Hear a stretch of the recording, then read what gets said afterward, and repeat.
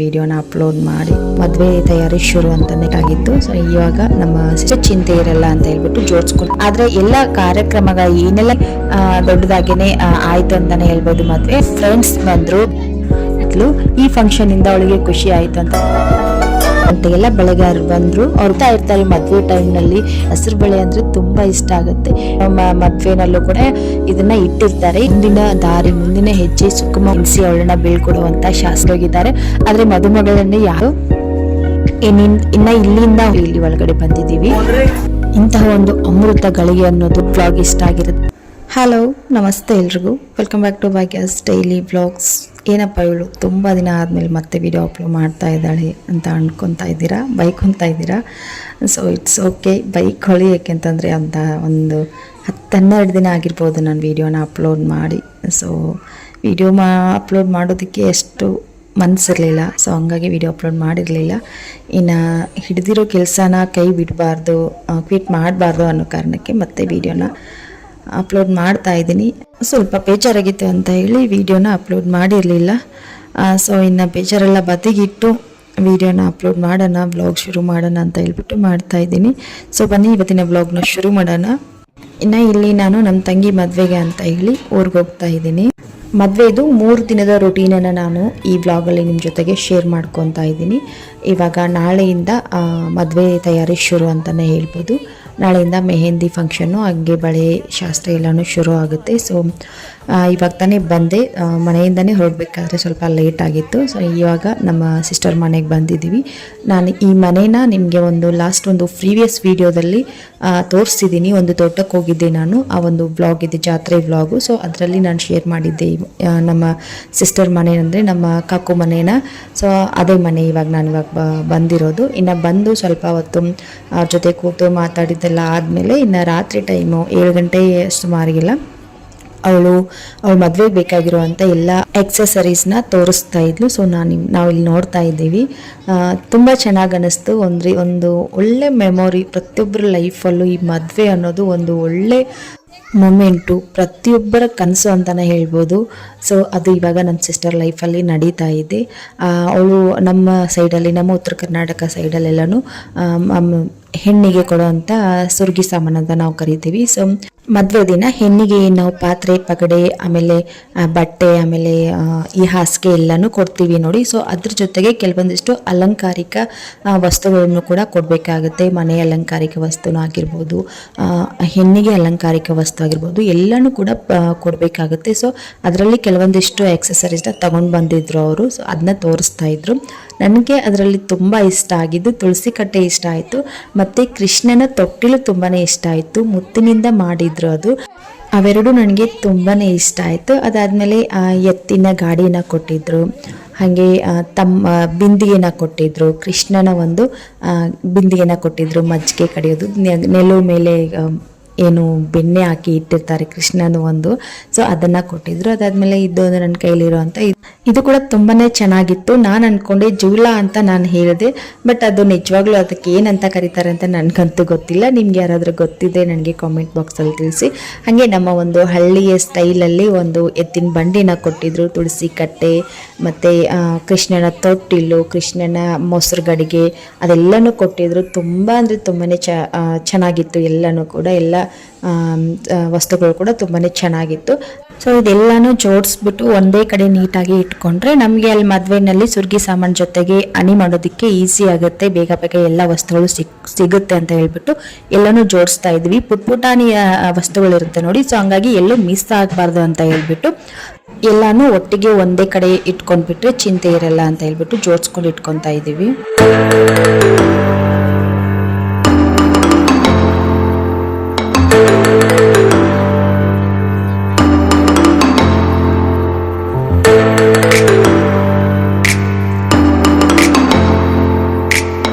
ಹಾಗೆ ಇಲ್ಲಿ ಅವಳು ಮದುವೆಗೆ ಅಂತ ಹೇಳ್ಬಿಟ್ಟು ಕೆಲವೊಂದಿಷ್ಟು ಹೆಣಿಕೆನ ಮಾಡ್ಕೊಂಡಿದ್ಲು, ತನ್ನ ಕೈಯಾರೆ ತಾನೇ ಎಲ್ಲನೂ ಹೆಣ್ಕೊಂಡಿದ್ಲು. ಕೆಲವೊಂದಿಷ್ಟು ಜೂಲಾ ವಯರ್ ಆಗಿರ್ಬೋದು, ಕನ್ನಡಿ ಮಿರರ್ ಅದೆಲ್ಲಾನು ಮಾಡ್ಕೊಂಡಿದ್ಲು. ಮತ್ತು ಬಾಗಿಲು ತೋರಣ ಆಗಿರ್ಬೋದು, ನಮ್ಮ ಸ್ಟೈಲಲ್ಲಿ ಹೇಳ್ಬೇಕಂದ್ರೆ ಬಾಗಿಲು ಪರ್ದೆ ಅಂತ ನಾವು ಕರಿತೀವಿ ನಮ್ಮ ಉತ್ತರ ಕರ್ನಾಟಕ ಸ್ಟೈಲಲ್ಲಿ, ಅದೆಲ್ಲನೂ ಮಾಡ್ಕೊಂಡಿದ್ಲು. ಅದರಲ್ಲಿ ಕೆಲವೊಂದಿಷ್ಟನ್ನು ಒಂದು ಅರ್ಧ ಮಾಡಿ ಪೆಂಡಿಂಗಲ್ಲಿ ಬಿಟ್ಟಿದ್ಲು. ಬಿಕಾಸ್ ಇಷ್ಟು ಜಲ್ದಿ ಅವಳು ಮದುವೆನ ಮಾಡಬೇಕು ಅಂತ ನಾವು ಅಂದ್ಕೊಂಡಿರಲಿಲ್ಲ.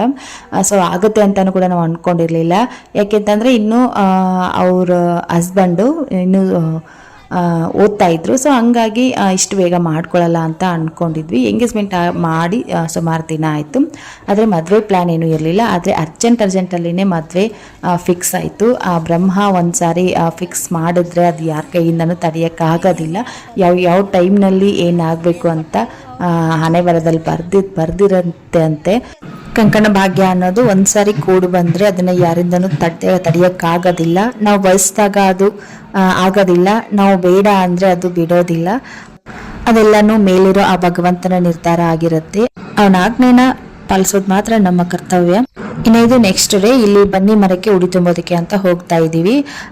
ಇದು ಹೆಣ್ಣಿನ ಕಡೆ ಮದುವೆ ಆಗಿರೋದ್ರಿಂದ ಹೆಣ್ಣಿನ ಕಡೆ ಅಷ್ಟಾಗಿ ಗ್ರ್ಯಾಂಡಾಗಿ ಏನೂ ಇರೋದಿಲ್ಲ. ಅದರಲ್ಲೂ ನಮ್ಮ ಸಿಸ್ಟರ್ ಮದುವೆನ ಅಷ್ಟೊಂದು ಗ್ರ್ಯಾಂಡಾಗಿ ಮಾಡ್ತಾ ಇಲ್ಲ, ಸಿಂಪಲ್ ಆಗಿ ಮಾಡ್ತಾ ಇದ್ದೀವಿ. ಸೊ ಹಂಗಾಗಿ ಆದರೆ ಎಲ್ಲ ಕಾರ್ಯಕ್ರಮಗಳ ಏನೆಲ್ಲ ಶಾಸ್ತ್ರ ಇದೆಯೋ ಅದೆಲ್ಲ ಶಾಸ್ತ್ರನೂ ಮಾಡ್ಕೊಳ್ಳೇಬೇಕಾಗತ್ತೆ. ಸೊ ಹಂಗಾಗಿ ಅದರಲ್ಲೂ ಇಲ್ಲಿ ನಮ್ಮ ಉತ್ತರ ಕರ್ನಾಟಕ ಸೈಡಲ್ಲಿ ಏನು ಮಾಡ್ತಾರೆ, ಹೊಲ ಗದ್ದೆಗಳು ಹಂಗೆ ಈ ಬನ್ನಿ ಮರ ಎಲ್ಲನೂ ಪೂಜೆನ ಮಾಡ್ತಾರೆ, ಉಡಿ ಎಲ್ಲ ತುಂಬೋ ಶಾಸ್ತ್ರ ಇರುತ್ತೆ. ಸೊ ಬೆಳಿಗ್ಗೆ ಅದೆಲ್ಲನೂ ಮುಗಿಸ್ಕೊಂಡ್ವಿ. ಇನ್ನು ಸಾಯಂಕಾಲ ಅವಳಿಗೆ ಆಸೆ ಇತ್ತು ಮೆಹಂದಿ ಶಾಸ್ತ್ರ ಎಲ್ಲ ಮಾಡ್ಕೊಬೇಕು ಅಂತ ಹೇಳಿ. ಬಟ್ ಮನೆಯಲ್ಲಿ ಬೇಡ ಅಂತ ಹೇಳಿದ್ರು. ಯಾಕೆಂತಂದರೆ ಸಿಂಪಲ್ ಆಗಿ ಮಾಡೋ ಮದುವೆ ಆಗಿತ್ತು. ಮೊದಲಿಗೆ ಎಲ್ಲನೂ ಯಾದಿ ಮೇಲೆ ಶಾದಿ ಮಾಡ್ತಾರೆ, ನಮ್ಮ ಉತ್ತರ ಕರ್ನಾಟಕದಲ್ಲಿ ಯಾದಿ ಮೇಲೆ ಶಾದಿ ಅಂತ ಹೇಳ್ತಾರೆ. ಸೊ ಆ ಥರ ಪ್ಲ್ಯಾನ್ ಇತ್ತು. ಅದು ಮಾಡ್ತಾ ಸ್ವಲ್ಪ ಪ್ರಮಾಣದಲ್ಲಿ ದೊಡ್ಡದಾಗೇ ಆಯಿತು ಅಂತಲೇ ಹೇಳ್ಬೋದು ಮದುವೆ. ಅದರಲ್ಲೂ ಅವಳ ಆಸೆ ಮೆಹಂದಿ ಶಾಸ್ತ್ರ ಮಾಡ್ಕೊಬೇಕು, ಅರಿಶಿನ ಶಾಸ್ತ್ರ ಮಾಡ್ಕೊಬೇಕು ಅಂತ ಹೇಳ್ಬಿಟ್ಟು ಅವಳು ಆಸೆ ಪಡ್ತಾ ಇದ್ದಾಳೆ ಅಂತ ಹೇಳ್ಬಿಟ್ಟು ಸಿಂಪಲ್ ಆಗಿ ಮೆಹಂದಿ ಶಾಸ್ತ್ರನ ಮಾಡೋಣ ಅಂತ ಎಲ್ಲನೂ ರೆಡಿ ಮಾಡಿಕೊಂಡೆ. ಒಂದು ರೀತಿ ಡೆಕೋರೇಟಿವ್ ಆಗಿ ಎಲ್ಲನೂ ಮೆಹಂದಿ ಎಲ್ಲನೂ ಇಟ್ಟು ರೆಡಿ ಮಾಡಿದೆ. ಅಷ್ಟರಲ್ಲಿ ಅವಳ ಫ್ರೆಂಡ್ಸ್ ಬಂದರು ಬ್ರೈಡ್ ಟು ಬಿ ಫಂಕ್ಷನ್ ಮಾಡೋದಕ್ಕೆ ಅಂತ ಹೇಳಿ ಸರ್ಪ್ರೈಸ್ ಆಗಿ ಬಂದು ಅವರೆಲ್ಲನೂ ರೆಡಿ ಮಾಡಿದ್ರು. ಎಲ್ಲನೂ ಕೇಕ್ ಎಲ್ಲ ತೊಗೊಂಡು ಬಂದಿದ್ರು, ಮತ್ತು ಅದಕ್ಕೆ ಬೇಕಾಗಿರುವಂಥ ಎಲ್ಲನೂ ತಗೊಂಡು ಬಂದಿದ್ರು.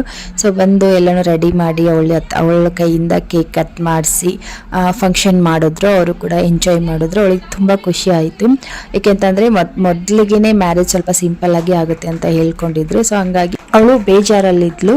ಈ ಫಂಕ್ಷನಿಂದ ಅವಳಿಗೆ ಖುಷಿ ಆಯಿತು ಅಂತಲೇ ಹೇಳ್ಬೋದು. ಹಾಗೆ ಅವಳ ಫ್ರೆಂಡ್ಸ್ ಬಂದು ಅವರಿಗೆ ಕೂಡ ಅವಳಿಗೆ ಮೆಹಂದಿ ಎಲ್ಲ ಹಾಕಿದ್ರು. ಸೊ ಸುಮಾರು 12 ಗಂಟೆವರೆಗೂ ಕೂಡ ಮೆಹಂದಿ ಹಾಕಿದ್ರು. ಅವಳಿಗೆ ಮೆಹಂದಿ ಹಾಕಿ ಫೋಟೋಶೂಟ್ ಎಲ್ಲ ಮಾಡಿ ವಿಡಿಯೋಸ್ ಎಲ್ಲನೂ ಮಾಡಿಕೊಂಡು ಅವಳ ಆಸೆಯಂತೆ ಸಿಂಪಲ್ ಆಗಾದ್ರೂ ಎಲ್ಲ ಶಾಸ್ತ್ರನೂ ಮಾಡಿಕೊಂಡ್ಲು. ಆದರೆ ಅರಿಶಿನ ಶಾಸ್ತ್ರ ಒಂದು ಮಿಸ್ ಆಯಿತು, ಅದೊಂದು ಬೇಜಾರಾಯಿತು ಅಷ್ಟೇ.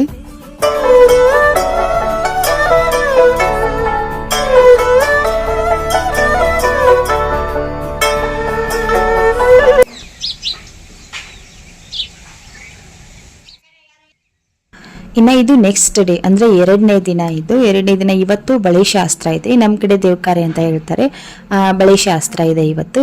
ಸೊ ಬೆಳಿಗ್ಗೆ 11 ಗಂಟೆಗೆಲ್ಲ ಬೆಳಗಾರರು ಬಂದರು. ಅವ್ರು ಬರೋ ಅಷ್ಟರಲ್ಲಿ ಅವಳಿಗೆ ಎಣ್ಣೆ ಸ್ನಾನ ಮಾಡಿಸಿ ಅವಳನ್ನು ರೆಡಿ ಮಾಡಬೇಕು. ಸೊ ರೆಡಿ ಮಾಡಿದ್ವಿ. ಇನ್ನು ಅವ್ರು ಬಂದ ಮೇಲೆ ಬಳೆನ ಪೂಜೆ ಮಾಡಿಬಿಟ್ಟು ಮೊದಲು ಅವಳ ಬಳೆನ ಉಡ್ಕೊಬೇಕಾಗತ್ತೆ. ನಮ್ಮಲ್ಲಿ ಹಸಿರು ಬಳೆನ ಉಡಿಸ್ತಾರೆ ಮದುವೆ ಟೈಮ್ನಲ್ಲಿ.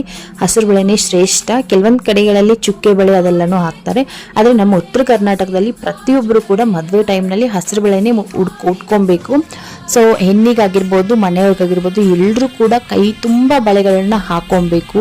ಸಂಬಂಧಿಕರು, ಫ್ಯಾಮಿಲಿ ಮೆಂಬರ್ಸು ಎಲ್ಲರೂ ಕೈ ತುಂಬ ಬಳೆ ಹಾಕ್ಕೊಂಡು ಮಿಂಚುತ್ತಾ ಇರ್ತಾರೆ ಮದುವೆ ಟೈಮ್ನಲ್ಲಿ.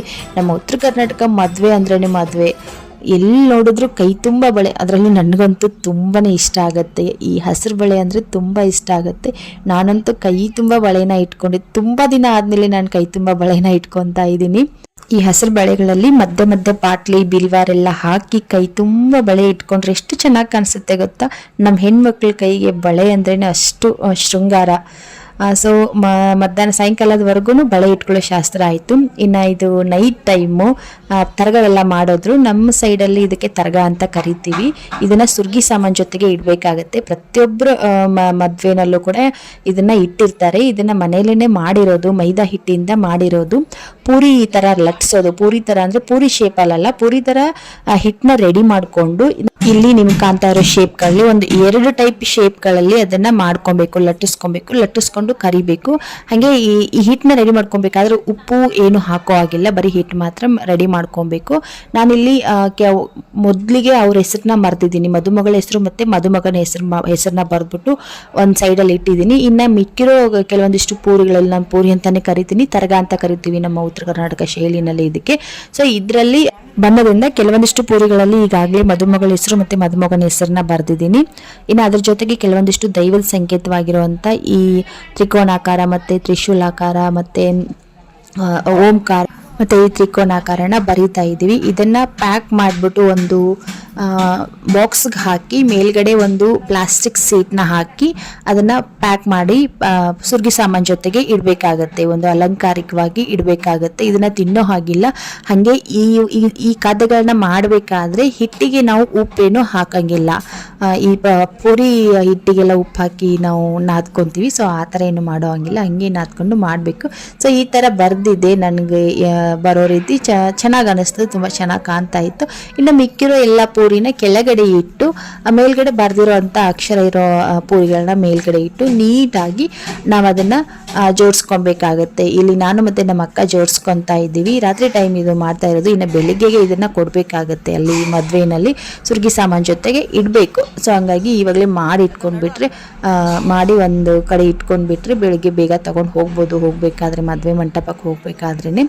ಸೊ ಅದೆಲ್ಲನೂ ಜೋಡಿಸ್ಕೊತಾ ಇದ್ದೀವಿ. ನಮ್ಮ ಹೆಣ್ಮಕ್ಳಿಗೆ ಸುರ್ಗಿ ಸಾಮಾನು ಜೊತೆ ಕೊಡುವಂಥ ಕೆಲವೊಂದಿಷ್ಟು ವಸ್ತುಗಳನ್ನು ಯಾಕೆ ಕೊಡ್ತಾರೆ ಅನ್ನೋದಕ್ಕೆ ಕೆಲವೊಂದು ರೀಸನ್ ಇರುತ್ತೆ. ಸೊ ಅದೇ ರೀತಿ ಇವಾಗ ನಾವು ರೆಡಿ ಮಾಡ್ತಾ ಇರೋ ಈ ಪೂರಿಗಳನ್ನು ಕೊಡೋದಕ್ಕೆ ಒಂದು ರೀಸನ್ ಇದ್ದೇ ಇರುತ್ತೆ. ದಯವಿಟ್ಟು ಯಾರಾದರೂ ಈ ಉತ್ತರ ಕರ್ನಾಟಕ ಸೈಡ್ನವರು ವಿಡಿಯೋನ ನೋಡ್ತಾ ಇದ್ರೆ ಯಾಕೆ ಈ ಥರ ತರಗಾನ ನಮ್ಮ ಹೆಣ್ಮಕ್ಳಿಗೆ ಸುರ್ಗಿ ಸಾಮಾನು ಜೊತೆಗೆ ಕೊಡ್ತಾರೆ ಅನ್ನೋದನ್ನು ನಿಮ್ಗೆ ಗೊತ್ತಿದ್ರೆ ಪ್ಲೀಸ್ ಕಾಮೆಂಟ್ ಬಾಕ್ಸಲ್ಲಿ ಕಾಮೆಂಟ್ ಮಾಡಿ. ನನಗೆ ಗೊತ್ತಿಲ್ಲ, ಹಾಗೆ ನಂತರ ಸಾಕಷ್ಟು ಜನಕ್ಕೆ ಗೊತ್ತಿರೋದಿಲ್ಲ. ಸೊ ಹೆಲ್ಪ್ ಆಗುತ್ತೆ. ಸೊ ಆ ಕಾರಣಕ್ಕಾಗಿ ಹೇಳ್ತಾ ಇದ್ದೀನಿ. ಯಾರಿಗಾದ್ರೂ ಗೊತ್ತಿದ್ರೆ ಏನು ರೀಸನ್ ಇರ್ಬೋದು ಈ ಥರ ಎಲ್ಲ ಕೊಡೋದಕ್ಕೆ ಅಂತ ಹೇಳ್ಬಿಟ್ಟು ನನಗೆ ಕಾಮೆಂಟ್ ಬಾಕ್ಸಲ್ಲಿ ತಿಳಿಸಿ. ಓಕೆ, ಇದು ರೆಡಿ ಆಯಿತು. ಈಗ ಇನ್ನು ಇದು 3ನೇ ದಿನ ಕಂಟಿನ್ಯೂ ಆಗ್ತಾ ಇದೆ ಈ ಬ್ಲಾಗು. ಇವತ್ತು ಮದುವೆ. ಸೊ ಇನ್ನು ಮದುವೆ ಮಂಟಪಕ್ಕೆ ಹೋಗ್ತಾ ಇದ್ದೀವಿ. ಸೊ ಮದುವೆ ಮಂಟಪಕ್ಕೆ ಹೋಗೋಕ್ಕೂ ಮುಂಚೆ ತವ್ರ ಮನೆಯಿಂದ ಹೋಗಬೇಕಾದ್ರೆ ತಮ್ಮ ಅಥವಾ ಅಣ್ಣ ಅಥವಾ ತಮ್ಮ ಯಾರಾದರೂ ಸರಿ ಹೆಣ್ಣು ಮಗಳ ಕಾಲನ್ನ ಅಂದರೆ ಹೆಣ್ಣು ಮಗಳಂದರೆ ಮದುಮಗಳ ಕಾಲು ಪೂಜೆ ಮಾಡಿ ಅವಳಿಂದ ಆಶೀರ್ವಾದ ತಗೊಂಡು ಅವಳಿಗೆ ಆಶೀರ್ವಾದ ಮಾಡಿ ಅವಳನ್ನು ಬೀಳ್ಕೊಡ್ಬೇಕಾಗುತ್ತೆ ಮದುವೆ ಮಂಟಪಕ್ಕೆ. ಸೊ ಆ ಶಾಸ್ತ್ರ ಇವಾಗ ನಡೀತಾ ಇರೋದು. ಈ ಶಾಸ್ತ್ರನ ಮಾಡೋದು ನಮ್ಮನೆಯಿಂದ ಹೋಗ್ತಾ ಇರೋ ನಮ್ಮನೆ ಹೆಣ್ಮಗಳು ಹೊಸ ಜೀವನಕ್ಕೆ ಕಾಲಿಡ್ತಾ ಇದ್ದಾಳೆ. ಅವಳ ಒಂದು ಮುಂದಿನ ದಾರಿ, ಮುಂದಿನ ಹೆಜ್ಜೆ ಸುಖಮಯವಾಗಿ ಸಾಗಲಿ, ಅವಳು ನಡೆಯೋ ದಾರಿನಲ್ಲಿ ಯಾವುದೇ ಕಷ್ಟ ಬರದೇ ಇರಲಿ, ಯಾವುದೇ ತೊಂದರೆ ಆಗದೆ ಇರಲಿ ಅಂತ ಹೇಳ್ಬಿಟ್ಟು ಕಾಲನ್ನ ತೊಳೆದು ಪೂಜೆ ಮಾಡಿ ಅವಳಿಗೆ ಸಿಹಿ ತಿನ್ನಿಸಿ ಅವಳನ್ನ ಬೀಳ್ಕೊಡುವಂಥ ಶಾಸ್ತ್ರ ಇದು. ನಮ್ಮ ಹಿರಿಕರು ಮಾಡಿರುವಂಥ ಎಲ್ಲ ಶಾಸ್ತ್ರ ಸಂಪ್ರದಾಯಗಳಿಗೂ ಕೂಡ ಅದರದ್ದೇ ಆದ ಮಹತ್ವ ಇದೆ, ಅದರದ್ದೇ ಆದ ಅರ್ಥ ಇರುತ್ತೆ. ಆದರೆ ನಮಗದು ಗೊತ್ತಿರೋದಿಲ್ಲ. ಸೊ ಹಾಗಾಗಿ ಎಷ್ಟೋ ಜನ ಕೆಲವೊಂದಿಷ್ಟು ಶಾಸ್ತ್ರಗಳನ್ನು ಮಾಡ್ತಾ ಇರೋದಿಲ್ಲ. ದಯವಿಟ್ಟು ಈ ಥರ ಶಾಸ್ತ್ರಗಳ ಅರ್ಥ ನಮ್ಗೆ ಗೊತ್ತಿಲ್ಲದೆ ಇರ್ಬೋದು, ಆದರೆ ಇದರಿಂದ ನಮಗೆ ಒಳ್ಳೆಯದೇ ಆಗ್ತಾ ಇರುತ್ತೆ. ಸೊ ಮಾಡ್ಕೊಂಡು ಹೋದರೆ ತುಂಬಾ ಒಳ್ಳೆಯದು ಅನ್ನೋದು ನನ್ನ ಅನಿಸಿಕೆ. ಓಕೆ, ಇವಾಗ ಹೊರಡ್ತಾ ಇದ್ದೀವಿ. ಗಾಡಿ ರೆಡಿ ಆಗಿದೆ. ಸೊ ಅವಳನ್ನ ಕರ್ಕೊಂಡು ಇವಾಗ ಮಂಟಪಕ್ಕೆ ಹೋಗ್ತಾ ಇದ್ದೀವಿ. ಅವತ್ತು ಏನಾಯಿತು ಅಂತ ಅಂದರೆ ನಮ್ಮ ಊರವ್ರಿಗೆಲ್ಲ ಹೇಳಿರ್ತಾರೆ ಮದುವೆಗೆ ಅಂತ ಹೇಳ್ಬಿಟ್ಟು, ಊರವ್ರಿಗೆ ಮತ್ತು ಮದುಮಗಳನ್ನ ಕರ್ಕೊಂಡು ಹೋಗೋದಕ್ಕೆ ಅಂತ ಗಾಡಿನ ಮಾಡಿರ್ತಾರೆ. ಒಂದು 2-3 ಗಾಡಿನ ಮಾಡಿದ್ರು. ಇವ್ರು ತೋಟದಲ್ಲಿರೋದ್ರಿಂದ ತೋಟಕ್ಕೆ ಯಾವ ಗಾಡಿನೂ ಬಂದಿಲ್ಲ. ಅಲ್ಲಿ ಊರಲ್ಲಿರೋರು ಎಲ್ಲರನ್ನೂ ಕರ್ಕೊಂಡೋಗಿದ್ದಾರೆ, ಮದುವೆಗೆ ಬರೋ ಎಲ್ಲರನ್ನೂ ಕರ್ಕೊಂಡೋಗಿದ್ದಾರೆ. ಆದರೆ ಮದುಮಗಳನ್ನೇ ಯಾರೂ ಕರ್ಕೊಂಡೋಗಿಲ್ಲ, ಯಾವ ಗಾಡಿಯವರು ಕರ್ಕೊಂಡೋಗಿರಲಿಲ್ಲ. ಲಾಸ್ಟ್ ಟ್ರಿಪ್ ಅಂತಲೇ ಹೇಳ್ಬೋದು. ಲಾಸ್ಟ್ ಟ್ರಿಪ್ಪಲ್ಲಿ ನಾವು ಇವಳನ್ನ ಕರ್ಕೊಂಡು ಬಂದ್ವಿ. ಸೊ ಬರೋಷ್ಟರಲ್ಲಿ ಅವರು ಕೂಡ ಎಲ್ಲನೂ ರೆಡಿ ಮಾಡ್ಕೊಂಡಿದ್ರು. ಇದು ಬಂದ್ಬಿಟ್ಟು ಇವಾಗ ಮಾಡ್ತಾ ಇರೋ ಶಾಸ್ತ್ರ ಬಂದ್ಬಿಟ್ಟು ಇದು ಇದ್ರುಗೊಳ್ಳೋ ಶಾಸ್ತ್ರ. ನಮ್ಮ ಉತ್ತರ ಕರ್ನಾಟಕ ಸ್ಟೈಲಲ್ಲಿ ಹೇಳ್ಬೇಕಂದ್ರೆ ಇದ್ರುಗೊಳ್ಳೋ ಶಾಸ್ತ್ರ. ಇನ್ನು ನಿಮ್ಗೆ ಅರ್ಥ ಆಗೋ ಥರ ಹೇಳ್ಬೇಕು ಅಂತ ಅಂದರೆ ಇದು ವೆಲ್ಕಮ್ ಪಾರ್ಟಿ ಅಂತಲೇ ಹೇಳ್ಬೋದು. ಅಂದರೆ ಮದುಮಗಳು ಬಂದಿರ್ತಾಳೆ, ಅವಳನ್ನು ವೆಲ್ಕಮ್ ಮಾಡ್ಕೋತಾ ಇರೋದು ಇದು. ಸೊ ಇದಕ್ಕೆ ನಾವು ಇದ್ರುಗೊಳ್ಳೋ ಶಾಸ್ತ್ರ ಅಂತ ಹೇಳ್ತೀವಿ. ಗಾಡಿಯಿಂದ ಬಂದು ಇಳಿದ ತಕ್ಷಣನೇ ಮಾಡ್ತಾರೆ ಇದನ್ನು, ಈ ಶಾಸ್ತ್ರನ. ಹೆಣ್ಣು ಮಗಳನ್ನು ಬರುವಂಥ ಮದುಮಗಳನ್ನು ವೆಲ್ಕಮ್ ಮಾಡ್ಕೊಳ್ಳೋದು. ಇನ್ನು ಇವತ್ತೇ ಮದುವೆ ದಿನನೇ ಬಂದಿರೋದ್ರಿಂದ ಮದುವೆ ದಿನ ಈ ಶಾಸ್ತ್ರನ ಮಾಡ್ತಾ ಇದ್ದಾರೆ. ಇನ್ನು ಕೆಲವೊಂದಿಷ್ಟು ಮದುವೆಗಳಲ್ಲಿ ಏನಾಗುತ್ತೆ ಅಂತ ಅಂದರೆ ರಾತ್ರಿ ಟೈಮು ಮದುಮಗಳನ್ನು ಗಂಡಿನ ಕಡೆಯವರು ಬಂದು ಕರ್ಕೊಂಡು ಹೋಗಿರ್ತಾರೆ. ಅಂದರೆ ತವ್ರ ಮನೆಯಲ್ಲಿ ಬಳೆ ಇಟ್ಕೊಂಡಿರ್ತಾಳೆ ಮದುಮಗಳು.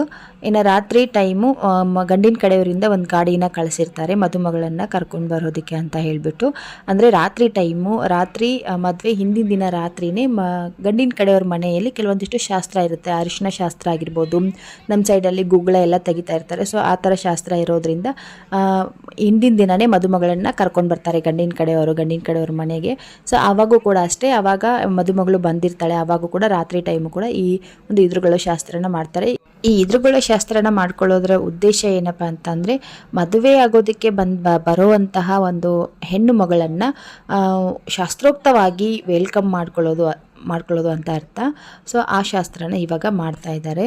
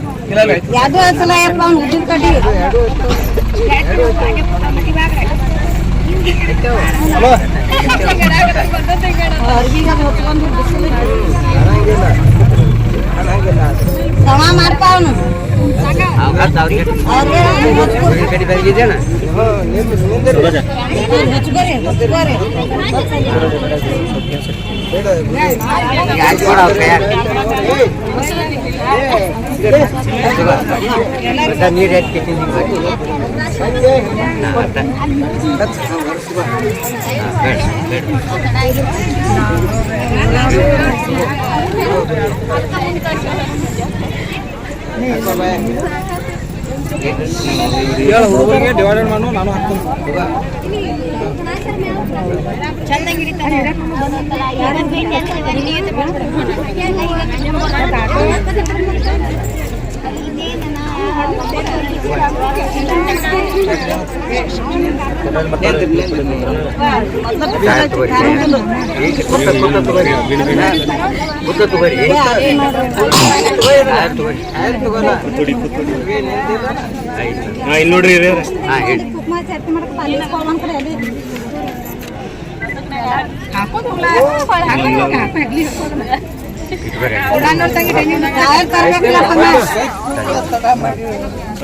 ನೋಡ್ರಿ ನೋಡ್ರಿ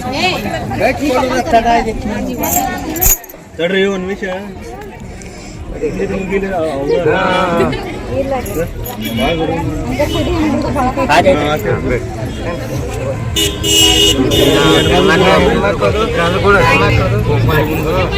ನೀವು ಅಪ್ಡೇಟ್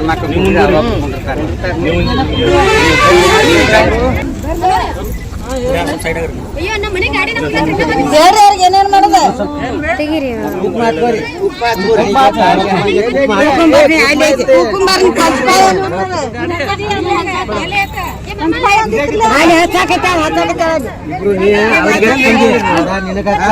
ಸಕ್ರಿ ಬಾಯಾಗ ಹಾಕೋರಿ, ಒಂದು ತೆಂಗಿನಕಾಯಿ ಇಟ್ಕೋರಿ, ಅಡಿಕೆ ಇಟ್ಕೋರಿ, ಅಡಿಕೆ ತೆಂಗಿನಕಾಯಿ ಏನು ನೀವು ಅವ್ರಿಗೆ ಅವ್ರ ಮಗ ನೀವು ಆ ಸೈಡ್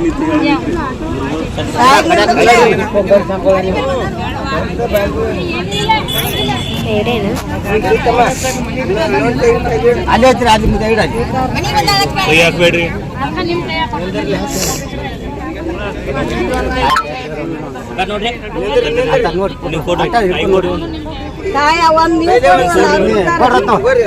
ಕಾಯ್ ತೋರಿ ಬಾಯಾಗ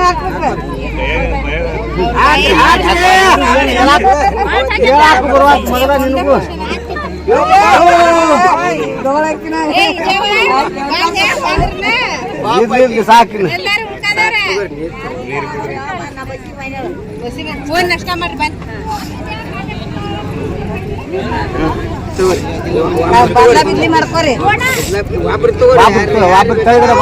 ಯಾರು ಒಬ್ರು ಕೊಡ್ರಿ ನೋಡ್ರಿ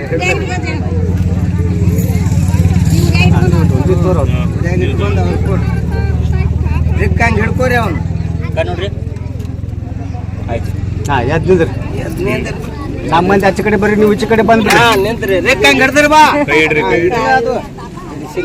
ಅವ್ನು ಹಾಕ್ತೀರ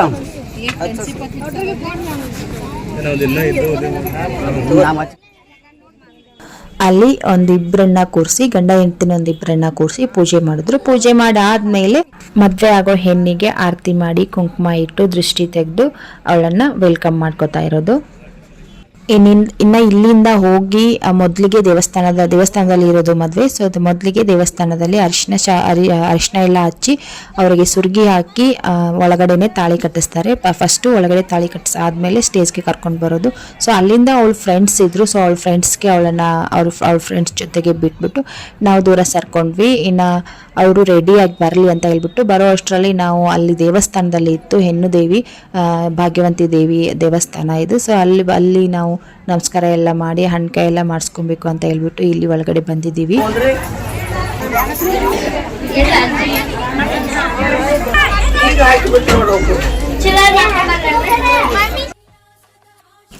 ಬಂದ್ಮೇಲೆ ಸುರ್ಗಿ ನೀರೆಲ್ಲ ಆಗಿ ಅರಿಶಿನ ಶಾಸ್ತ್ರ ಆದ್ಮೇಲೆ ದೇವಿ ಮುಂದೆನೆ ಮಾಂಗಲ್ಯ ಧಾರಣೆ ನಡೀತಾ ಇದೆ. ಇವಾಗ ಮದುವೆನಲ್ಲಿ ಒಂದು ಪ್ರಮುಖವಾದ ಘಟ್ಟ ಅಂತಾನೆ ಹೇಳ್ಬೋದು. ಪ್ರಮುಖವಾದ ಗಳಿಗೆ ಅಂದ್ರೇನೆ ಅದು ಮಾಂಗಲ್ಯ ಧಾರಣೆ. ಪ್ರತಿ ಹೆಣ್ಣು ಗಂಡಿನ ಜೀವನ ಹೊಸ ಜೀವನ ಶುರು ಆಗೋದೇ ಈ ಮಾಂಗಲ್ಯ ಧಾರಣೆಯಿಂದಾನೇ ಶುರು ಆಗುತ್ತೆ. ಪ್ರತಿಯೊಬ್ಬರ ಲೈಫಲ್ಲೂ ಈ ಮಾಂಗಲ್ಯ ಧಾರಣೆ ಅನ್ನೋದು ಒಂದು ಅಮೃತ ಗಳಿಗೆ ಅಂದರೆ ತಪ್ಪಾಗಲಾರ್ದು ಒಂದು ಹೊಸ ಜೀವನನ ಬೆಸೆಯುವಂಥ ಘಟ್ಟ ಅಂತಾನೆ ಹೇಳ್ಬೋದು. ಹೊಸ ಜೀವನ, ಎರಡು ಜೀವಗಳನ್ನು ಬೆಸೆಯುವಂಥ ದಾರ ಈ ಮಾಂಗಲ್ಯ ಧಾರಣೆ ಅಂತಾನೆ ಹೇಳ್ಬೋದು. ಇಂತಹ ಒಂದು ಅಮೃತ ಗಳಿಗೆ ಅನ್ನೋದು ಪ್ರತಿಯೊಬ್ಬರ ಲೈಫಲ್ಲೂ ಒಂದು ಸ್ಪೆಷಲ್ ಮೂಮೆಂಟ್ ಆಗಿರುತ್ತೆ, ಪ್ರತಿಯೊಬ್ಬರ ಕನಸಾಗಿರುತ್ತೆ. ಆ ಒಂದು ಸ್ಪೆಷಲ್ ಡ್ರೀಮ್ ಇವತ್ತು ನಮ್ಮ ತಂಗಿ ಲೈಫಲ್ಲಿ ಫುಲ್ಫಿಲ್ ಆಯಿತು. ಅದೇನು ಮ್ಯಾಜಿಕ್ಕೋ ಗೊತ್ತಿಲ್ಲ. ಈ ಒಂದು ಡ್ರೀಮ್ಗಾಗಿ, ಈ ಒಂದು ಕನಸನ್ನ ನನಸು ಮಾಡ್ಕೊಳ್ಳೋದಕ್ಕಾಗಿ ಎಲ್ಲರೂ ಕೂಡ ಕಾಯ್ತಾ ಇರ್ತಾರೆ. ಪ್ರತಿಯೊಂದು ಹೆಣ್ಮಕ್ಳು ಕಾಯ್ತಾ ಇರ್ತಾರೆ. ಅದು ಮಾಂಗಲ್ಯ ಕಟ್ಟಿಸ್ಕೊಳ್ಳೋ ಟೈಮ್ನಲ್ಲಿ ಅದೇನೋ ಗೊತ್ತಿಲ್ಲ, ಒಂಥರ ಎಮೋಷನ್ ಆಗಿ ಹೋಗ್ತೀವಿ. ಕಣ್ಣು ತುಂಬ್ಕೊಂಡು ಬಿಡುತ್ತೆ. ನಮ್ಮ ಕನಸು ನನಸಾಯಿತು ಅನ್ನೋ ಖುಷಿ ಕಣ್ಣು ತುಂಬ್ಕೊಳ್ಳುತ್ತೋ ಅಥವಾ ನಮ್ಮವರನ್ನೆಲ್ಲ ಬಿಟ್ಟು ಹೋಗುವಂಥ ಸಂದರ್ಭ ಬಂತಲ್ಲ ಅನ್ನೋ ಒಂದು ದುಃಖ ಕಣ್ಣು ತುಂಬ್ಕೊಳ್ಳುತ್ತೋ ಗೊತ್ತಿಲ್ಲ. ಓವರಾಲ್ ಒಂದು ಖುಷಿ, ಒಂದು ದುಃಖ ಎಲ್ಲನೂ ಕೂಡ ಒಂದೇ ಸಂದರ್ಭದಲ್ಲಿ ಬರೋ ಅಂತ ಒಂದು ಸ್ಪೆಷಲ್ ಮೂಮೆಂಟ್ ಅಂದ್ರೇನೆ ಮಾಂಗಲ್ಯ ಧಾರಣೆಯ ಆ ಸಮಯ. ಸೊ ಅದೇನೇ ಇರಲಿ, ಅವರಿಬ್ಬರ ಜೀವನದಲ್ಲಿ ಇನ್ನು ಹೊಸ ದಾರಿ, ಅವರ ಬದುಕಿನ ಹೊಸ ದಾರಿ ಶುರು ಆಗುತ್ತೆ. ಅವರ ಹೊಸ ಬದುಕಿನ ಹೊಸ ದಾರಿಯಲ್ಲಿ ಕಲ್ಲು ಮುಳ್ಳು, ನೋವು ನಲಿವು, ಸುಖ ದುಃಖ ಏನೇ ಬರಲಿ ಅವರಿಬ್ರು ಜೊತೆಯಾಗಿರ್ಲಿ, ಎಲ್ಲದನ್ನು ಸರಿಸಮವಾಗಿ ಹಂಚ್ಕೊಂಡು ಇಬ್ಬರು ಅನ್ಯೋನ್ಯವಾಗಿ ಪ್ರೀತಿಯಿಂದ ಜೀವನ ಮಾಡಲಿ ಅಂತ ಹಾರೈಸುತ್ತಾ ಸೊ ಇವತ್ತಿನ ಈ ಮದುವೆ ವ್ಲಾಗ್ನ ಇಲ್ಲಿಗೆ ಎಂಡ್ ಮಾಡ್ತಾ ಇದ್ದೀನಿ. ಹೋಪ್ ನಿಮಗೆ ಈ ವ್ಲಾಗ್ ಇಷ್ಟ ಆಗಿರುತ್ತೆ. ಇಷ್ಟ ಆದರೆ ಪ್ಲೀಸ್ ವಿಡಿಯೋಗೆ ಒಂದು ಲೈಕ್ನ ಕೊಡಿ. ಹಾಗೆ ನಿಮ್ಮ ಅನಿಸಿಕೆನ ಕೆಳಗಡೆ ಕಾಮೆಂಟ್ ಬಾಕ್ಸಲ್ಲಿ ಮೆನ್ಷನ್ ಮಾಡಿ. ಮತ್ತೆ ಸಿಗ್ತೀನಿ ನೆಕ್ಸ್ಟ್ ವ್ಲಾಗಲ್ಲಿ. ಅಲ್ಲಿವರೆಗೂ ಟೇಕ್ ಕೇರ್, ಬೈ ಬಾಯ್.